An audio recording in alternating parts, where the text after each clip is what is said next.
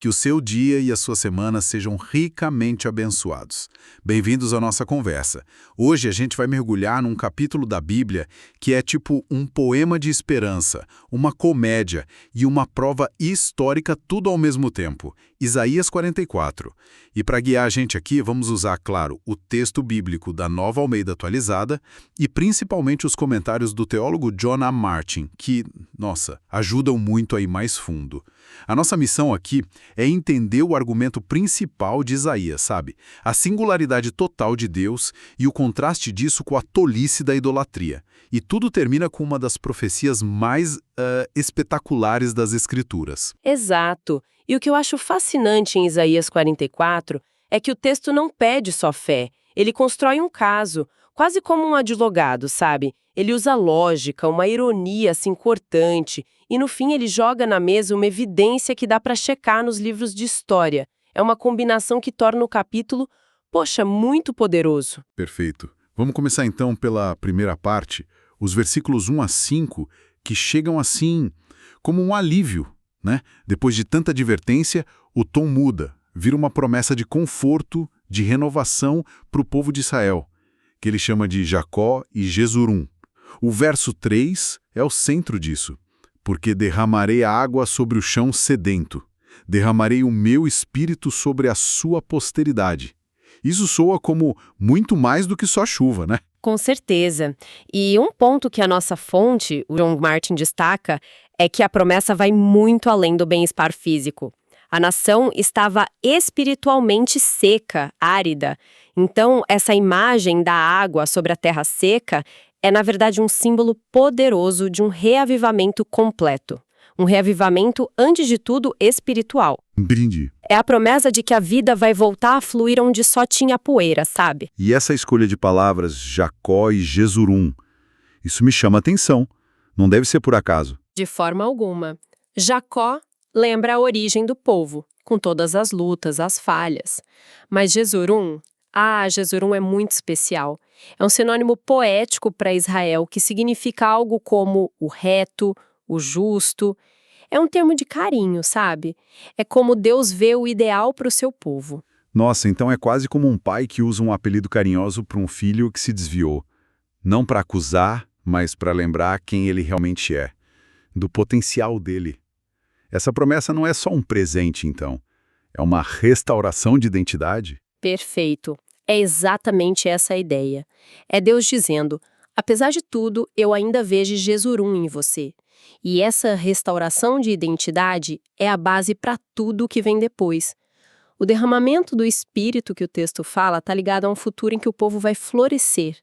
A imagem dos descendentes brotando como salgueiro junto às correntes de água é sobre isso, vitalidade, crescimento. Isso leva ao verso 5, onde as pessoas vão dizer, eu sou do Senhor. Elas vão assumir isso publicamente. Exatamente. O resultado final dessa restauração é o orgulho de pertencer a Deus. Não tem mais vergonha, não tem mais crise de identidade. É uma declaração de lealdade que contrasta violentamente com a idolatria, que é, no fundo, uma busca de identidade e segurança nos lugares errados. Uau! O texto primeiro estabelece a identidade verdadeira, para só depois desmascarar a falsa. É uma base de esperança incrível. Mas o capítulo 1 deixa a gente ficar confortável por muito tempo. É como se, depois de lembrar Israel de quem ele é, Deus dissesse, ok, agora que vocês se lembraram, vamos ter uma conversa séria sobre o que vocês andam fazendo. E aí... Aí o tom muda drasticamente. Totalmente. O capítulo sai da promessa e entra na polêmica. E começa com uma das declarações de soberania mais absolutas da Bíblia inteira. Verso 6. Assim diz o Senhor, eu sou o primeiro e eu sou o último, e além de mim não há Deus. Isso não é só poesia, né? É uma afirmação de controle total sobre a realidade. Ele começa a história, ele termina, e tudo no meio está sob o domínio dele. E qual é a prova que o texto apresenta para uma afirmação tão grandiosa assim? A prova, e esse é o ponto central do argumento de Isaías, é a capacidade de declarar o futuro. Deus lança um desafio no verso 7. É quase uma provocação. Ele diz, quem, como eu, fez predições, que anuncia as coisas futuras, as coisas que hão de vir. É um desafio direto para qualquer outro suposto Deus. A mensagem é: se vocês são deuses, então me digam o que vai acontecer. E o povo de Israel é chamado para ser a testemunha de que só o Deus deles consegue fazer isso. Entendi. Então, com esse poder único estabelecido, o texto parte para o ataque. E o ataque à idolatria é feito de um jeito quase cinematográfico. A descrição é surreal. Um homem pega uma árvore, usa metade para fazer lenha, para se aquecer, para assar o pão, e com a outra metade ele esculpe uma imagem, se ajoelha e reza para ela pedindo salvação. É um curto-circuito mental, né? Tipo, o que leva alguém a essa desconexão com a realidade? Essa é a genialidade da sátira de Isaías, que o Martin, no comentário dele, descreve como ilógica e absurda. A sátira inverte totalmente a dinâmica. Em vez de um Deus poderoso criando um homem fraco, a gente tem um homem fraco que fica conforme, que se cansa, que precisa se aquecer, criando um Deus. O texto te força a encarar o absurdo da coisa. Você está pedindo salvação para um objeto que só existe porque você teve força para cortá-lo e esculpi-lo. A idolatria não é só um erro teológico, é uma inversão cômica da realidade. É como tentar matar a fome comendo a foto de um bife. A ideia é a mesma, você tem a forma, a imagem, mas zero substância. É impressionante como Isaías usa uma lógica tão pé no chão, tão prática, para desmontar uma ideia. Exatamente. A crítica não é o objeto. É um pedaço de madeira inofensivo. A crítica é a irracionalidade de quem adora. O texto detalha a fraqueza de quem fabrica. O ferreiro martela até ficar sem forças, com sede, com fome. O carpinteiro mede, risca, esculpe. São processos humanos, limitados. Como que o produto de mãos humanas, fracas e cansadas, poderia ser um Deus ilimitado e todo-poderoso? E tem aquela expressão muito forte no final dessa sessão, no verso 20, diz que a pessoa que faz isso apacenta-se de cinzas. O que isso significa exatamente? Essa é, talvez, a metáfora mais devastadora do capítulo todo. Apacentar-se é se alimentar, se nutrir, buscar sustento. Cinzas é o que sobra da outra metade da madeira a que ele usou para o fogo. Nossa. Ou seja, a pessoa está buscando sustento espiritual em algo que é o resíduo do inútil. É confiar em algo que não tem valor nenhum, nenhuma substância, que é enganoso e vazio. A ironia é cortante, sabe? A madeira que ele queimou virou cinzas e é basicamente disso que ele se alimenta ao dourar o pedaço que sobrou. Uau, a desconstrução é completa. Depois de um argumento tão demolidor, para onde o capítulo vai? Depois de derrubar o ídolo, o que ele coloca no lugar? Essa é a beleza da estrutura. Depois de desmantelar a confiança falsa, o texto reconstrói a confiança verdadeira. Deus se volta para Israel e diz: lembre-se dessas coisas. Eu o formei. Você é meu servo. Apaguei as suas transgressões. É um chamado de volta àquela identidade de Jesurum do começo. E a resposta a essa redenção não é só individual, é cósmica. O verso 23 convoca os céus, a terra, os montes, as árvores a cantarem de alegria. Mas o argumento precisava de um golpe final, né? Uma prova definitiva. E ela vem nos últimos versos com uma profecia de uma especificidade de tirar o fôlego. Exato. Se o desafio para os ídolos foi anunciem o futuro, agora Deus apresenta a prova final dele. O verso 28 é o clímax de tudo. Ele diz: digo a respeito de Ciro, ele é meu pastor e cumprirá tudo que me agrada. Digo também de Jerusalém, será edificada, e do templo, seus alicerces serão lançados. Ciro, um nome específico.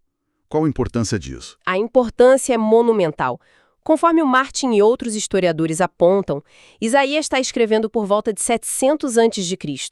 Ciro, o rei da Pérsia, só ia nascer mais de 100 anos depois e só ia conquistar a Babilônia, libertando os judeus, lá por 539 a.C. Espera aí. Ou seja, Deus, através de Isaías, nomeia o libertador do povo dele e detalha o que ele vai fazer, que é permitir a reconstrução de Jerusalém e do templo, mais ou menos 150 anos antes de acontecer. Nenhum ídolo babilônico ou assírio jamais fez algo nem parecido com isso. Essa é a prova irrefutável que sustenta a declaração lá do começo. além de mim não há Deus. Ok, mas vamos ser justos aqui com o ceticismo. A mente moderna ouve isso e, a primeira coisa que pensa é em uma explicação alternativa. Essa crítica de que essa parte foi escrita depois dos fatos, por outro autor, não é descabida se a gente parte de um mundo onde a profecia não existe.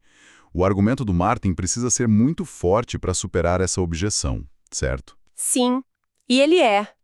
A análise do Martin sobre isso é bem direta. Ele reconhece essa visão crítica, mas argumenta que ela destrói completamente o propósito do capítulo. Se você remove a profecia sobre Ciro, você remove a principal evidência que Deus apresenta no julgamento dele contra os ídolos. Todo o fluxo do capítulo, a declaração de poder, o desafio, a sátira, tudo constrói o caminho para esse momento todo. Tirar isso é como contar uma piada longa e tirar a frase final. A profecia é o ponto principal. E no final das contas, o que a história diz? A profecia se cumpriu. A história confirma com uma precisão impressionante. Ciro, o persa, de fato conquistou a Babilônia em 539 a.C. E no ano seguinte, ele emitiu o famoso Decreto de Ciro, que está documentado tanto na Bíblia quanto em artefatos arqueológicos, permitindo que os judeus voltassem para casa e reconstruíssem o templo. Ele agiu, mesmo sem saber, exatamente como o texto profetizou, como o pastor de Deus cumprindo os propósitos divinos. A história se tornou a testemunha final. É uma conclusão realmente poderosa para um capítulo que cobre tanto terreno. Se a gente fosse destilar os pontos principais da nossa análise de hoje, acho que seriam 3.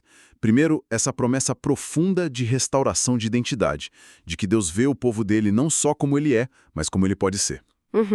Prometendo um reavivamento espiritual completo. Segundo, o argumento devastador contra a idolatria. Não como um erro, mas como uma falha de lógica mesmo. A sátira que expõe a prática como algo vazio e irracional. Uma inversão cômica da realidade, onde o fraco cria o forte. Exato. E, finalmente, a prova incontestável que sustenta tudo. O poder de Deus demonstrado na profecia sobre Ciro, nomeando um rei e seu plano com 1,5 século de antecedência. O texto de Isaías 44 coloca 2 opções, lado a lado, A confiança num pedaço de madeira que as próprias mãos fabricaram, ou a confiança num Deus que pode nomear um rei estrangeiro e o plano dele com 150 anos de antecedência. Isso levanta uma questão que atravessa os séculos e chega até nós. Onde é que a nossa confiança para o futuro está depositada? Em coisas que a gente pode fabricar, controlar, ver com os olhos? Ou em algo que já demonstrou ter poder sobre a própria história? Um pensamento poderoso para encerrar nossa conversa. Deus abençoe todos os ouvintes.